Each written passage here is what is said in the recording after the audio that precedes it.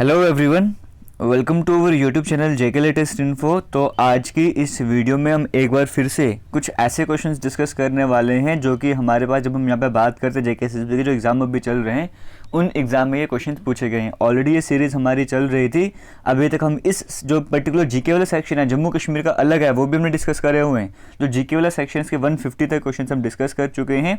Extra information भी आपको provide करी जाती है क्योंकि रिपीट होते हैं क्वेश्चन, कुछ रिलेटेड क्वेश्चन आपके एग्जाम में आते रहते हैं। आज हम क्वेश्चन नंबर 151 से लेकर 180 तक डिस्कस करने वाले हैं। ये सभी आपको हमारी ऑफिशियल वेबसाइट jklatestinfo.com पे मिल जाएंगे। वहाँ पे आपको एक सेक्शन मिलेगा, प्लेलिस्ट टाइप की मिलेगी, questions asked by JK SSB. वहाँ पर आप क्लिक कर लेना, आपको सभी के सभी क्वेश्चंस मिल जाएंगे, कभी भी रिवीजन कर सकते हो। क्लियर हो गया? तो स्टार्ट करेंगे आज के इस वीडियो को। सबसे पहले चलो ये वीडियो स्टार्ट करने से पहले एक इंपॉर्टेंट इन्फॉर्मेशन है, मैं आपसे वो शेयर कर लेता हूँ। यहाँ पर देखिए, ओलिव बोर्ड का आप सभी को पता है इंडिया का लार्जेस्ट लर्निंग प्लेटफॉर्म है। इनकी तरफ से ऑल इंडिया लेवल पे एक लाइव मॉक टेस्ट होने जा रहा है 12 और 13 फेब को। फ्री का मॉक टेस्ट है और लाइव मॉक टेस्ट है। आपको ये मॉक टेस्ट अटेम्प्ट करना चाहिए। फिलहाल ये रेलवे और एसएससी एग्जाम के लिए है, बट अगर आप जेके एसएसबी के किसी एग्जाम की तैयारी कर रहे हो, किसी भी एग्जाम की तैयारी कर रहे हो, आपको ये वाला लाइव मॉक टेस्ट जरूर अटेम्प्ट करना चाहिए क्योंकि वहाँ पे जीके का सेक्शन भी रहेगा, इंग्लिश का सेक्शन भी रहेगा। इस तरह से कई सारे सेक्शन रहेंगे जो आपके एग्जाम में भी आते हैं। तो आपको जो पेपर रहने वाला है वो इंग्लिश हिंदी दोनों में रहने वाला है, एनटीपीसी सीजीएल का रहने वाला है। यहाँ पे फ्री ऑफ कॉस्ट रहने वाला है, इसीलिए आपको अटेम्प्ट करना चाहिए क्योंकि आपको आपकी परफॉर्मेंस का एनालिसिस भी मिल जाएगा। जो क्वेश्चन होंगे उनके डिटेल सोल्यूशन वगैरह भी मिल जाएंगे। सिंपल वीडियो के डिस्क्रिप्शन बॉक्स में लिंक मिल जाएगा, आपने वहाँ पे चले जाना है। अगर रजिस्ट्रेशन नहीं करनी है तो नहीं करिए तो आपने रजिस्टर कर देना है इस तरह से डिटेल्स फिल करके, और अगर पहले से रजिस्टर करा हुआ है आपने यहाँ पे लॉगिन कर देना है। लॉगिन करने के बाद इस तरह से आपके सामने टाइम शो हो रहा है। यहाँ पर कुछ टाइम के बाद जब यहाँ पे लाइव हो जाएगा टेस्ट तो आपके सामने ऑप्शन दिखेगा। वहाँ पे फिलहाल आप यहाँ पे जाके जो बाकी मॉक टेस्ट वगैरह हैं वो सभी अटेम्प्ट भी कर सकते हो। जैसे सीजीएल का टेक टेस्ट पे क्लिक करोगे, फ्री का मॉक टेस्ट है, एनटीपीसी का फ्री का मॉक टेस्ट है, वो भी आप जाके आप अटेम्प्ट कर सकते हो। अब हम चलते हैं दोबारा क्वेश्चंस की तरफ। तो चलिए, आज के जो पहला क्वेश्चन आपके सामने स्क्रीन में है, यहाँ पे कहा गया है Who among the following was a physicist who pioneered the investigation of radio and microwave optics? देखो यहाँ पे रेडियो और माइक्रोवेव ऑप्टिक्स की बात करी जा रही है। इसकी एक तरह से आप कह सकते हो इसकी इन्वेस्टिगेशन डिस्कवरी किसने करी थी, इस तरह से आप इस क्वेश्चन को समझ सकते हो। तो जेसी बोस, जगदीश चंद्र बोस के द्वारा करा गया था। अब ऐसा नहीं कि सिर्फ फिजिक्स की फील्ड में या ये रेडियो माइक्रोवेव्स की फील्ड में वो थे, वो प्लांट साइंस में भी एक्सपर्ट थे। इंडियन सब कंटिनेंट के बारे में भी कई सारी थ्योरीज उन्होंने दी थी। इन्हें जो रेडियो साइंस की फील्ड की बात करेंगे जगदीश चंद्र बोस की, जैसे होता है ना father of science, father of biology, कहीं इन्हें फादर ऑफ रेडियो साइंस भी माना जाता है। सिर्फ यही नहीं है, और भी हैं, लेकिन इन्हें भी फादर ऑफ रेडियो साइंस माना जाता है। इसी के साथ इन्हें father of Bengali science fiction भी माना जाता है, ये भी बड़ा इंपॉर्टेंट है। और साथ ही साथ इन्होंने बड़ी इन्वेंशन भी करी थी। इस इन्वेंशन का नाम था, मैं आपको लिख के बता रहा हूँ, क्रेस्कोग्राफ। ये नाम आप याद रखना। क्रेस्कोग्राफ होता क्या है, यहाँ पर ये प्लांट की ग्रोथ को मेजर करता है कि कितना प्लांट्स ग्रो कर रहे हैं। आपको कहा ना प्लांट साइंस का साइंटिस्ट भी थे ये वाले, तो ये इन्होंने ये इंस्ट्रूमेंट की इन्वेंशन भी करी थी, क्रेस्कोग्राफ की। किसकी हम बात कर रहे हैं? जगदीश चंद्र बोस की। आपको समझ आ गया, मतलब रेडियो साइंस का फादर भी बन गए, बंगाली साइंस फिक्शन के फादर भी बन गए, क्रेस्कोग्राफ की इन्वेंशन भी करी थी। हर फील्ड में एक्सपर्ट है, इनको कह सकते हो। जगदीश चंद्र बोस की बात करते हो तो रेडियो माइक्रोवेव्स इनके द्वारा सामने आए थे।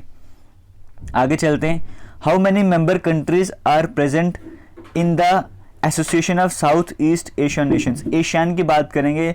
आपको वर्ल्ड ज्योग्राफी पढ़ा रहे थे हम अभी कुछ दिन पहले, अब प्लेलिस्ट भी बनी हुई है। वहाँ पर एशियन का जिक्र करा था, आपको ट्रिक की हेल्प से समझाया था। कि आपने वो वीडियो देखी हुई है, वहाँ पर बताया था, क्या बताया था वहाँ पे आपको?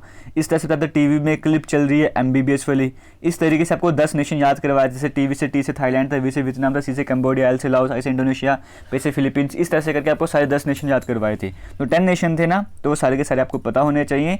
हेडक्वार्टर जकार्ता यानी कि इंडोनेशिया में 1967 की फॉर्मेशन वगैरह हो गई थी। आगे चलते हैं, क्वेश्चन नंबर 153 की बात कर लेते हैं।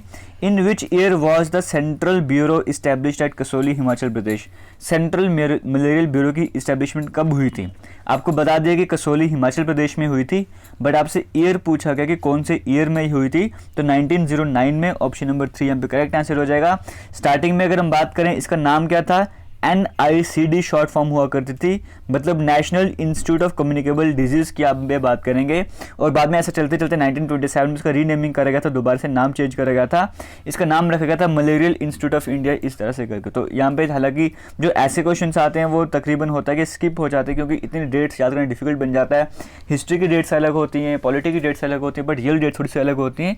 तो ये क्वेश्चन अगर आपसे एग्जाम में अटेम्प्ट नहीं भी होते हैं, 1-2 क्वेश्चन ऐसे, तो कोई टेंशन नहीं लेनी होती है, ठीक है। In which year was the tea board of India established? Tea board जो इंडिया का ये कब इस्टेब्लिश हुआ था, तो 1954 में। 1953 में इस कमेटी का सेटअप करा गया था, 1954 में जाके ये कंस्टिट्यूट हुआ था। ऑप्शन नंबर डी यहाँ पे करेक्ट आंसर हो जाएगा। तो ये जब हमने जब बात की टी बोर्ड की, तो टी बोर्ड की हेड क्वार्टर कहाँ पे, टी बोर्ड के हेड क्वार्टर जो है कोलकाता, यानी कि वेस्ट बंगाल में इसके हेड क्वार्टर हैं, ये भी साथ में कवर कर लेना। आगे चलते हैं, क्वेश्चन नंबर 155 की बात करते हैं। At which among the following places did the Alaknanda and Bhagirathi rivers meet and name Ganga. ये देखो यहाँ पे बोला गया कि अलकनंदा और भागीरथी, क्योंकि आप सभी को पता है, अगर आपने इंडियन ज्योग्राफी वाले सिस्टम पढ़ा तो गंगा नदी कैसे बनती है, एक तरफ से अलकनंदा नदी आती है, एक तरफ से भागीरथी नदी आती है। ये दोनों नदियाँ मिलती हैं, जब दोनों नदियों का पानी मिल जाएगा उसे हम गंगा कहते हैं। और ये मिलते कहाँ पर, इनका मीटिंग पॉइंट क्या है, आपसे यहाँ पर वो पूछा गया है। इनका मीटिंग पॉइंट हरिद्वार, ऋषिकेश, देवप्रयाग या केदारनाथ। तो देवप्रयाग यहाँ पर जो है वो इनका मीटिंग पॉइंट है, यहाँ पे जाकर दोनों मिल जाते हैं। ऑप्शन नंबर 3 यहाँ पे करेक्ट आंसर हो जाएगा। क्लियर हो गया। आगे चलते हैं, क्वेश्चन नंबर 156 की बात करते हैं। Who among the following was known as the father of medicine. इनमें से किसे फादर ऑफ मेडिसिन यहाँ पर कहा जाता है, आपसे एग्जाम में ये क्वेश्चन पूछा गया। तो देखो फादर ऑफ मेडिसिन की बात करेंगे वो हिपोक्रेट्स को कहा जाता है। ऑप्शन नंबर बी यहाँ पे करेक्ट आंसर हो जाएगा। लेकिन इंडिया में बात करेंगे, अगर आपसे एग्जाम में पूछा जाए कि father of medicine in India, आपको ये नाम याद रखना है। सो शुरू तो आपको नाम ये याद रखना है, ये father of medicine in India बन जाएंगे। साथ ही फादर ऑफ प्लास्टिक सर्जरी भी कहा जाता है। आगे चलते हैं, 157 की बात करते हैं। परंपरा सीरीज 2020 जो कि नेशनल फेस्टिवल था म्यूजिक और डांस का, ये ऑर्गेनाइज करा गया था कौन सी बॉडी के साथ मिलकर, इनमें से आपसे एग्जाम में ये क्वेश्चन पूछा गया। देखो परंपरा सीरीज 2020 की बात करेंगे, इसको लॉन्च किसने करा था उस टाइम, जो वाइस प्रेसिडेंट थे, यानी कि आपको पता लाइव वाइस प्रेसिडेंट कौन थे 2020 में, कमेंट सेक्शन में कमेंट करके बताओ। ये किसके द्वारा ऑर्गेनाइज करा जाता है, ये नाट्य तरंगिणी। देखो आप राज तरंगिणी आपने सुना ही होगा नाम, तो नाट्य तरंगिणी इसका कर लेना। नाट्य तरंगिणी के द्वारा, यह हालांकि करंट अफेयर से क्वेश्चन आया हुआ था, तो नाट्य तरंगिणी से पिछले 23 सालों से ऑर्गेनाइज करा जा रहा है इसके द्वारा। तो जो परंपरा सीरीज 2020 है ये भी इन्होंने ऑर्गेनाइज करा था, बट कौन सी बॉडी के साथ मिलकर करा था, यूएन के साथ मिलकर। ऑप्शन नंबर बी यहाँ पे करेक्ट आंसर हो जाएगा। आगे चलते हैं, 158 की बात करते हैं। In which year was the committee of parliament on official languages constituted. एक कमेटी बनाई गई थी पार्लियामेंट की ऑफिशियल लैंग्वेजेस के ऊपर। ये कमेटी कब बनाई गई थी, आपसे वो पूछा गया। ये कमेटी 1976 में बनाई गई थी। हालांकि यहाँ पे हुआ कैसे, 1963 में जो इसका एक्ट आया था उसमें कहा था कि 10 साल के बाद बनाएंगे, तो जाके 1976 में जाके कमेटी बनी थी। इसमें 30 मेंबर थे पार्लियामेंट के, और 30 में से भी 20 थे लोकसभा में से और 10 थे राज्यसभा में से। तो 30 मेंबर की ये कमेटी बनी थी। आगे चलते हैं, लाइट ईयर क्या मेजर करता है, टाइम को मेजर करता है, intensity of light, density of distance.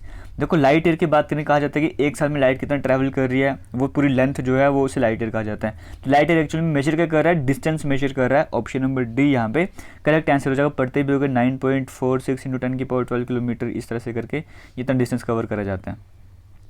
What is the composition of G7 countries besides UK, USA, Germany, Japan. देखो G7 कंट्रीज में कौन सी कंट्रीज आती हैं, 4 तो उसने आपको खुद नाम बता दिए, यूके, यूएसए, जर्मनी, जापान।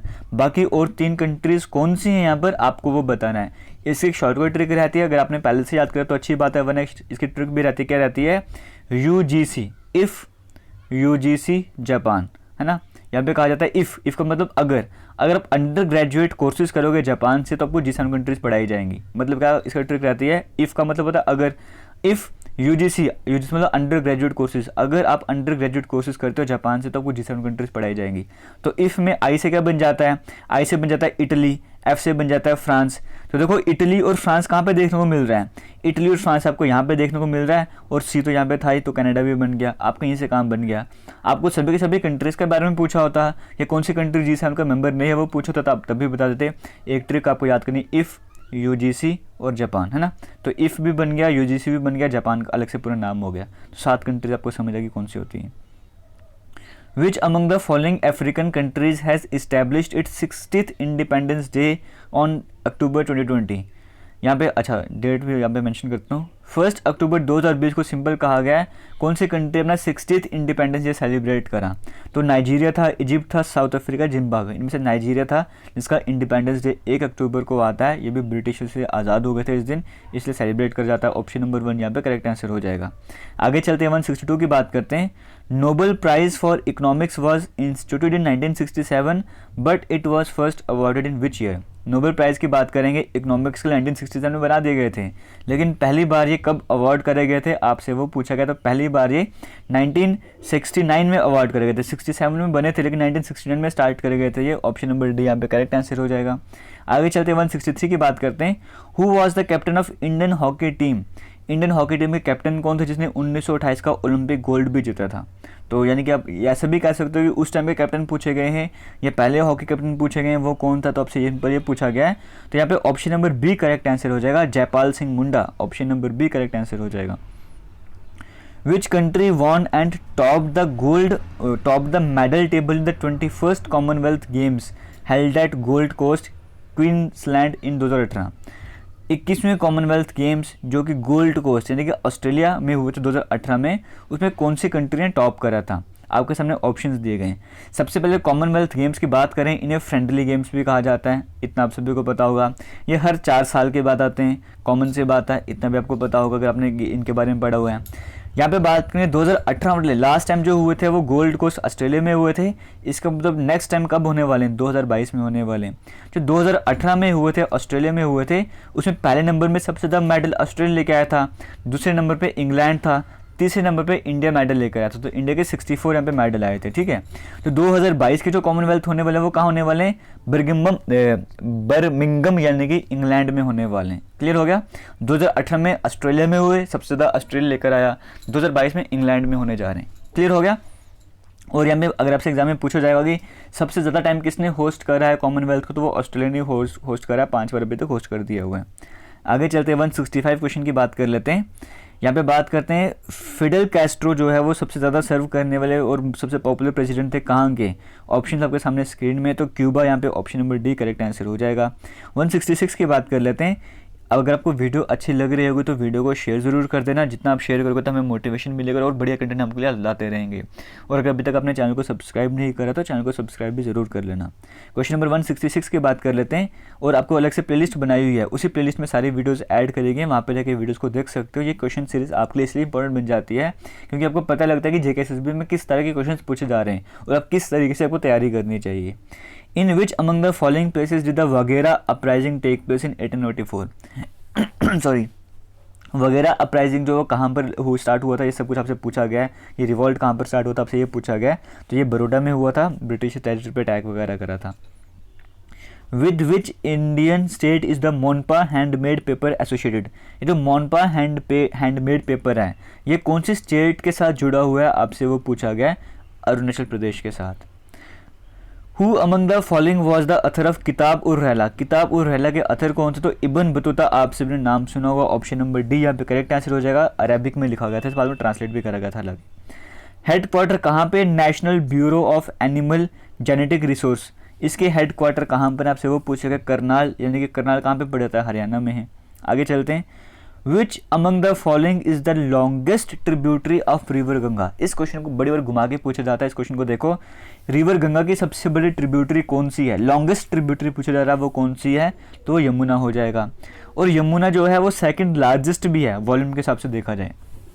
अगर यहाँ पे बोलता कि इनमें से लार्जेस्ट ट्रिब्यूटरी कौन सी है रिवर गंगा की, अगर ऐसा क्वेश्चन आपके एग्जाम में आ जाता तो भी आपने यमुना ही करना था, क्योंकि आपको ऑप्शंस के हिसाब से चलना होता है। अगर यहाँ पे क्वेश्चन में लॉन्गेस्ट तो ठीक है यमुना आ गया, अगर यहाँ पे लार्जेस्ट लिखा होता और ऑप्शन यही होते आप यमुना को टिक कर देते। लेकिन अगर ऐसा होता लार्जेस्ट लिखा होता यमुना के साथ एक साइड आपको घाघरा भी देखने को मिल जाता, फिर अपने घाघरा को टिक करना था। लॉन्गेस्ट कौन सी है, सबसे लंबी कौन सी है? यमुना है। सबसे बड़ी वॉल्यूम के हिसाब से बात करें, पहले नंबर पर घाघरा आती है, दूसरे नंबर पर यमुना आ जाती है। समझ गए? तो कई बार क्या होता है एग्जाम में ऑप्शन में घाघरा होता है नहीं, यमुना ही होता है, तो हम यमुना को टिक कर लेते हैं। आगे चलते हैं, क्वेश्चन नंबर 171 की बात करते हैं। On whose memory was the Manav Seva award instituted? Manav Seva award जो किसकी मेमोरी में स्टार्ट करे गए थे, ऐसा पूछा गया आपके एग्जाम में, तो राजीव गांधी, ऑप्शन नंबर 1 यहाँ पे करेक्ट आंसर हो जाएगा। 172 की बात कर लेते हैं। Who among the following has the authority to remove the chairman of a member of state human rights commission? किसको अथॉरिटी दी गई कि वो जो मेंबर होंगे, चेयरमैन होंगे इसके स्टेट ह्यूमन राइट्स कमीशन के, उन्हें रिमूव किया जा सकता है, तो प्रेसिडेंट को अथॉरिटी दी गई है। ऑप्शन नंबर 1 करेक्ट आंसर हो जाएगा। 173 की बात करते हैं। अभी आपको वर्ल्ड हिस्ट्री पढ़ा रहा था, उन दिनों में करवाया भी था ये वाला क्वेश्चन आपको। Which among the following countries is regarded as the land of 1000 lakes?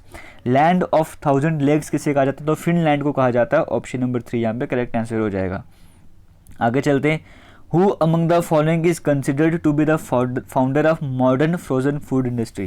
देखो आपको यहाँ से इतना समझ जाएगा कि इस तरह के क्वेश्चन आपको एग्जाम में पूछे जा रहे हैं, किसने इन्वेंशन करी थी, किसको साइंस का फादर कहा जाता है, किसको फिजिक्स का कहा जाता है, किसको पर्टिकुलर फील्ड का फादर कहा जाता है। तो इस तरह के टॉपिक्स पे आपको टच करने पड़ेंगे। तो क्लैरेंस ब्रिट्से को यहाँ पर जो है फ्रोजन फूड इंडस्ट्री का फादर माना जाता है। 175 की बात करते हैं, इंडिया ने वर्ल्ड कप जो है वो कितनी बार जीत चुका है इंडिया अभी तक। तो ऑप्शंस की बात करेंगे, 2 ही बार जीत चुका है। वो 2 बार कब कब कौन से ईयर में जीता था, ये टास्क मैं आपको दे रहा हूँ, आपने कमेंट सेक्शन में कमेंट करके इसका आंसर बताना है। In which year was Bachendri Pal awarded the 3rd highest civilian award by the government of India. कौन से साल बछेंद्री पाल की बात करेंगे, उन्हें 3rd हाइएस्ट सिविलियन अवार्ड से नवाजा गया था। 3rd हाइएस्ट सिविलियन अवार्ड आता कौन सा है, अवार्ड सबको पहले ही पढ़ा चुका हूँ। तो 3rd नंबर पे कौन सा आता है, पद्मा वाला अवार्ड था, पद्म भूषण 2019 में दिया गया था। ऑप्शन नंबर 3 करेक्ट आंसर हो जाएगा।